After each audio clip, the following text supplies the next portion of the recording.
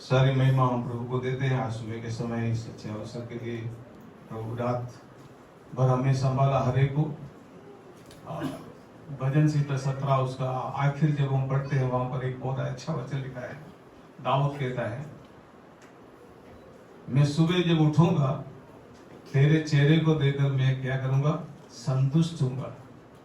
सुबह उठने के बाद प्रभु के चेहरे को देखकर क्या होगा, संतुष्ट होगा। आज आप लोगों के चेहरे देखकर संतुष्ट है परमेश्वर, आपके चेहरे में आनंद और खुशी है।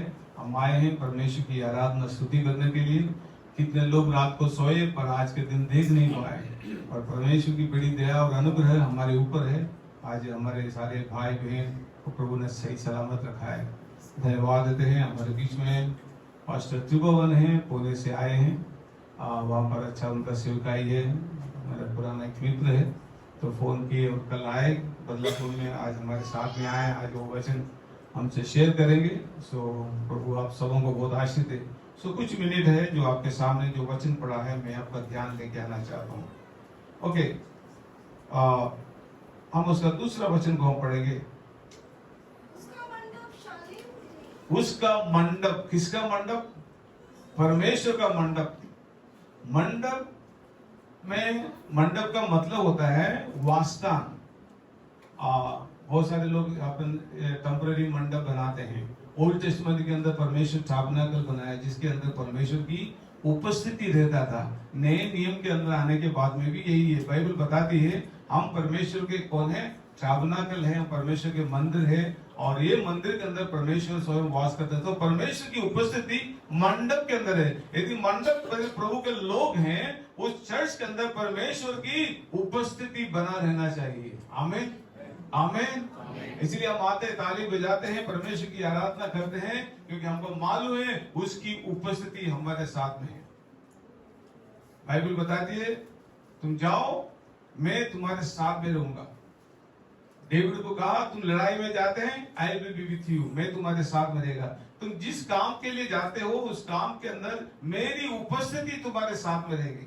हमारे जीवन के अंदर फैमिली लाइफ हो या नौकरी हो, बिजनेस हो, प्रभु की उपस्थिति हमारे साथ में रहेगा, हमारा जीवन सक्सेस होएगा। यदि प्रभु की उपस्थिति हमारे साथ में नहीं है तो हम जो भी काम करता है उसमें सब निराशा निराशा निराशा लगेगा।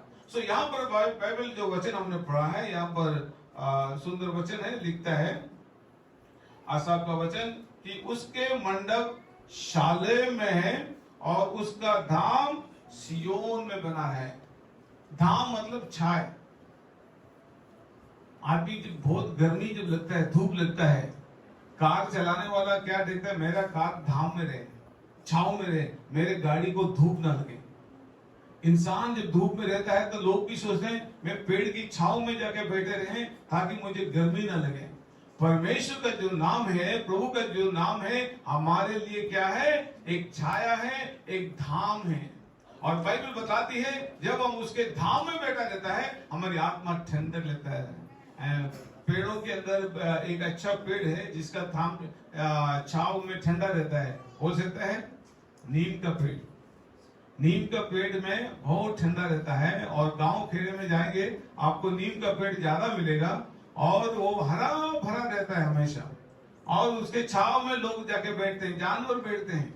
हमारे जीवन के अंदर हमारा धाम कौन है, हमारा प्रभु यीशु मसीह है। जब हमारे ऊपर धूप गिरता है, हमारे ऊपर दुख आते हैं, हमारे ऊपर मुसीबत आते हैं, तकलीफ आते हैं, दौड़कर हम उस मंडप में जाके छिप जाते हैं।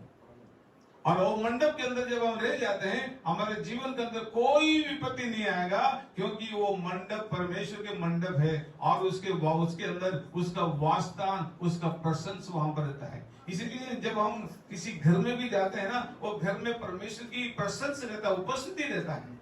आपके घर कभी कभी किसी घर में जाएं तो घर के अंदर जाने के बाद में दम घुटता है। क्यों घुटता है? परमेश्वर की उपस्थिति वहां नहीं। परमेश्वर की उपस्थिति घर में रहेगा, वो घर के अंदर शांति रहेगा।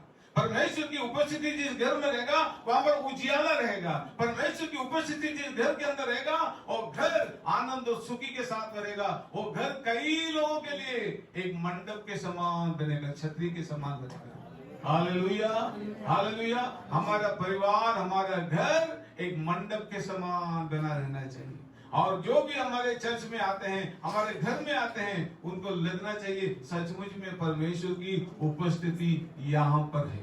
ये तभी हो सकता है जब आप प्रभु के वचन में बना रहेगा। ये तभी हो सकता है जब आप परमेश्वर के वचन का पालन करेगा। ये तभी हो सकता है जब आप उसके मार्गों पर चलेगा।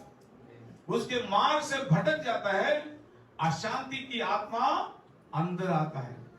अशांति की आत्मा अंदर आने का कारण हम रास्ते से भटक जाते हैं, और रास्ते से जब भटक गया, और लिखता है ना रोड साइड के अंदर, नजर हटी दुर्घटना घटी। हमारा नजर किसके ऊपर होना चाहिए?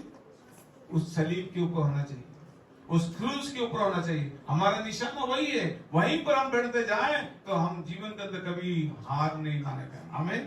और नीचे वचन में आपका ध्यान लेके आना चाहता हूं। अब उसका 7 वचन पढ़ेंगे कोई जल्दी से।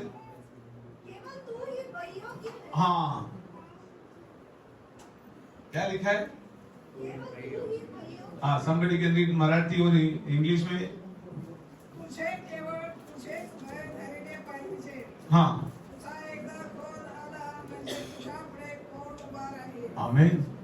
तुझ्या पुढे कौन उभा है? अभी क्या है इंग्लिश में, क्या लिखता है देखिए। Who can stand before you? परमेश्वर के सामने कौन खड़ा रह सकता है? और आगे, Praise the Lord. उसकी क्रोध के सामने। एक बात आपको बताऊं, हमारे परमेश्वर का 2 स्वभाव है, तीसरा स्वभाव नहीं। हमारे अंदर कई प्रकार के स्वभाव है, ये फर्क है। मनुष्य का स्वभाव बदलता जाता है, क्रिकेट के जैसे मनुष्य का स्वभाव बदलते जाते हैं, पर परमेश्वर के अंदर 2 ही स्वभाव है। एक पहला स्वभाव, वो क्रोध करता है, गुस्सा करता है, और उसकी गुस्सा कोई उसके सामने कोई खड़ा नहीं दे सकता है। जब वो गुस्सा करेगा, वो इतना है कि छोटा हो बड़ा हो कोई भी हो, सबको विनाश कर देता है। वचन को तोड़कर जो व्यक्ति जाता है, उसको परमेश्वर विनाश करता है, नाश करता है। अब आपको देखना है, नोहा का समय के अंदर देखो, जल प्रलय से जब गुस्सा आया, वचन को नहीं माना, नोहा के वचन को नहीं माना, तो परमेश्वर ने निश्चय किया इस पृथ्वी में रहने वाले सबको मैं नाश करेगा। आप सोचो कितने, ये पहला दिन था 800 करोड़ लोग। बाइबल का इतिहास बताता है 800 करोड़ लोग पृथ्वी में एक ही साथ खत्म हो गया। क्या लिखता है? उसके गुस्से के सामने कौन खड़ा रह सकता है? आमीन। लोट के समय के अंदर देखो, लोट का स्थिति, यह परमेश्वर ने कहा मैं इसको नाश करेगा, क्योंकि ये लोग सुधरता नहीं है। वचन सुनने के बाद, समझने के बाद में सुधरता नहीं, इसलिए I am going to destroy, मैं इसको नाश करने वाला है। और परमेश्वर ने इसको आग से क्या कर दिया? नाश कर दिया। तो आप तभी से देखे आओ, अभी भी कोई फर्क नहीं है। परमेश्वर कभी बदलता नहीं, इसलिए अब लिखा है पतरस में, अब की पृथ्वी में किसके लिए रखा है? आग के लिए रखा है। आग से मैं इस पृथ्वी को क्या करेगा? मैं नष्ट कर दूंगा। अभी भी संसार के अंदर उतने ही लोग हैं। हमारे हिंदुस्तान में, हमारे देश के अंदर 140 करोड़ है।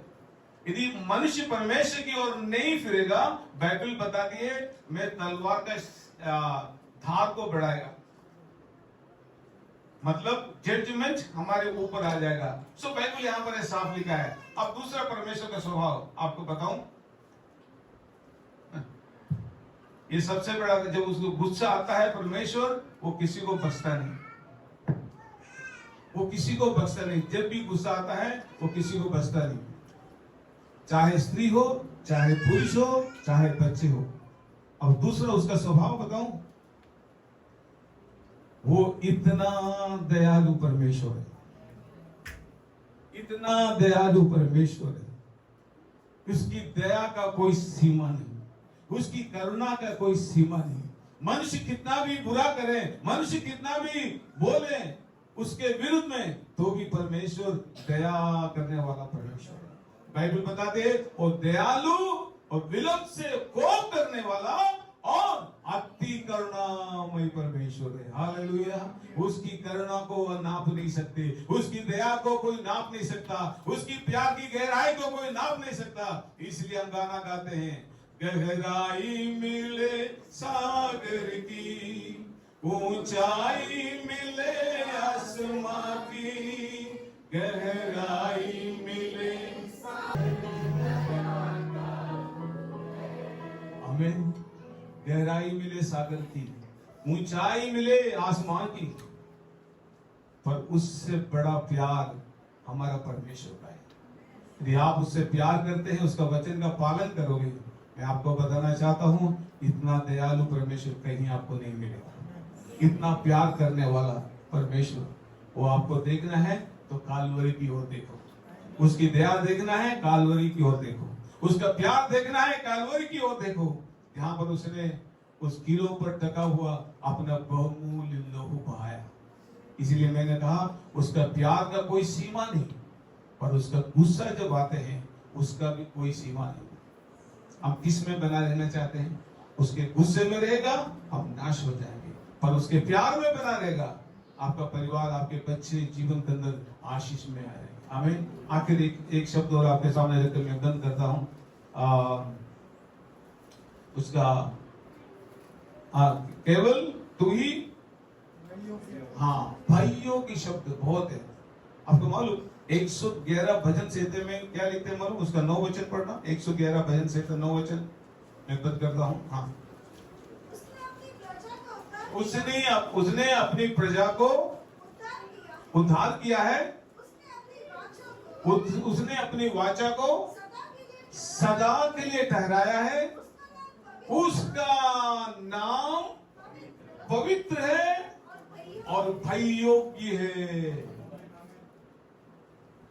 उसका नाम, इसे आपको मालूम, बहुत सारे लोग, स्त्री, पत्नी, हमारे देश के अंदर पति का नाम कम लेता है, बहुत कम है।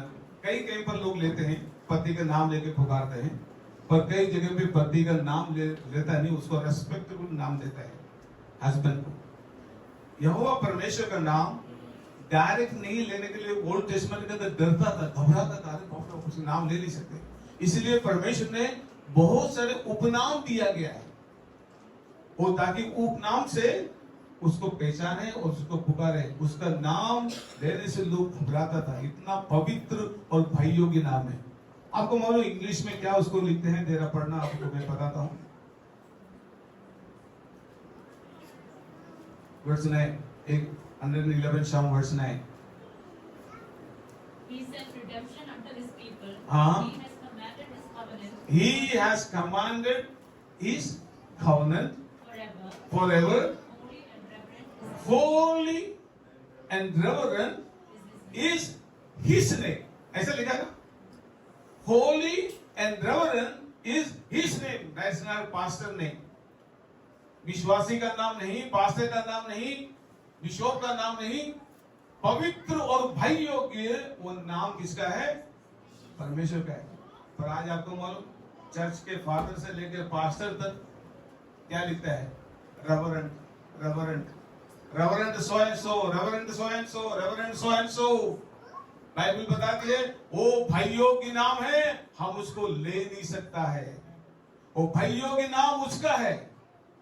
हमारे लिए 5 for मिनिस्ट्री दिया है। पास्टर, इवांजलिस्ट हो सकते हैं, पास्टर का नाम pastor, evangelist, teacher, prophet, apostles, overseer, ये नाम है जो परमेश्वर ने हमें दिया है। रेवरेंड शब्द वो हमारा नहीं है, भाइयों के नाम परमेश्वर का है। Holi and reverend is his name.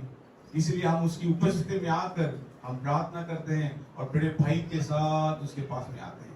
जब हम उसके पास में आते हैं, बड़े भाई के साथ में आना, आदर के साथ में आना, और परमेश्वर की उपस्थिति हमारे साथ में रहेगा। आमीन। उसका नाम पवित्र है, उसका नाम भाइयों की परमेश्वर है। वो पवित्र, वो दयालु परमेश्वर है, विलंब से कोप करने वाला अति परिणामय परमेश्वर है। आमीन। यदि हमारे स्वभाव, हमारे चाल चलन, हमारे जीवन इसको देखता था, आप प्रभु के सम्मुख कभी खड़ा नहीं हो सकता। यदि हमारे लाइफ को प्रभु के सामने रखें, हम उसके योग्य नहीं। पर आज आपको मालूम, उसकी बड़ी करुणा है। हम जैसे गुनहगारों को परमेश्वर ने दया किया और उसने दलदल के कीचड़ से उबार कर उसने पवित्र लहू से हमें शुद्ध किया और उसके मंदिर में, उसके मंडप के अंदर हमें रखा है, ताकि ये मंडप के अंदर कितना भी विपत्ति आए, ये मंडप के अंदर है, कुछ नहीं होगा। इसलिए बाइबल बताते हैं यदि कोई मसीह यीशु में है उसके ऊपर दंड की आज्ञा नहीं है। आप इस मंडप में रहेंगे, आपके ऊपर कभी दंड ना होगा, आपके ऊपर विपत्ति ना होगा। आप इस मंडप के अंदर बने रहें, प्रभु की कलीसिया में बने रहें, उसके वचन के अंदर बने रहें, वो आपके लिए बहुत बड़ा बचाव का कारण होगा और आशीष होगा। आमीन।